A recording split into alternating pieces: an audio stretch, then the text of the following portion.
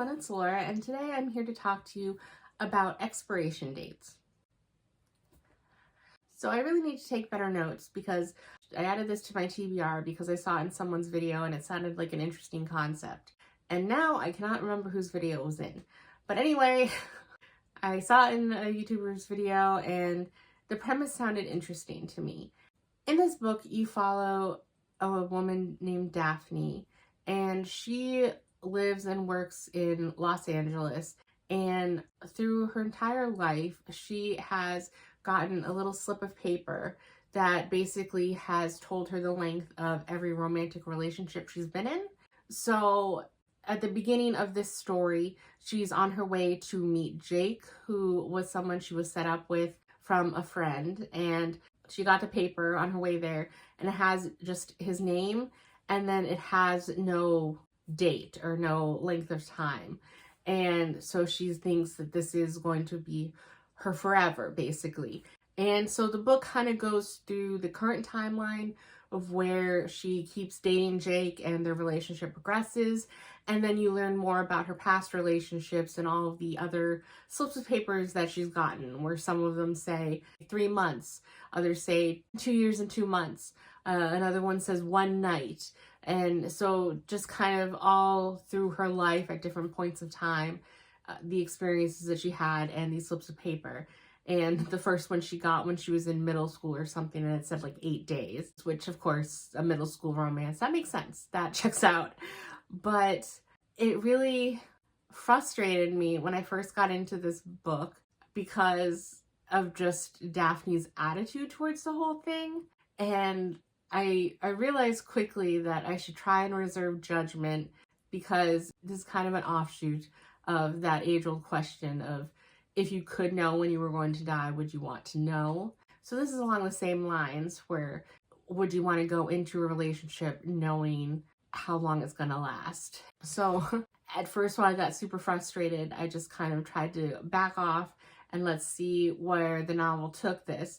And it actually handled it pretty well because you find out a little over the halfway point kind of why Daphne has this attitude of liking these papers and why she kind of enjoys having this sense of control and this knowledge of how things are going to be.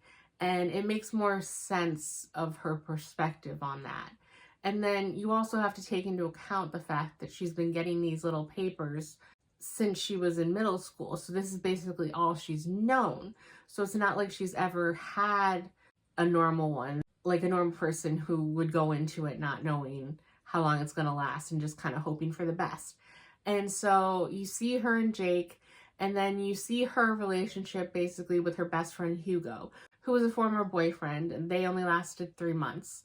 And he's kind of more of a playboy character, but he is basically the only one in her life that knows kind of about her demons and what the background reason for her reliance on these papers is, and as well as he knows about the papers. And so when she finds the paper with Jake's name and just no date, she eagerly tells Hugo about it. And so he's there to kind of bounce ideas off of and talk through things.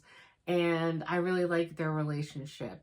And overall, I was very happy with where the story went and the character development and the questions it was asking. So at first, while I was kind of tempted almost to DNF because I was getting frustrated at the concept, because I just didn't realize how frustrating I would find the idea of actually following a character going into relationships like this.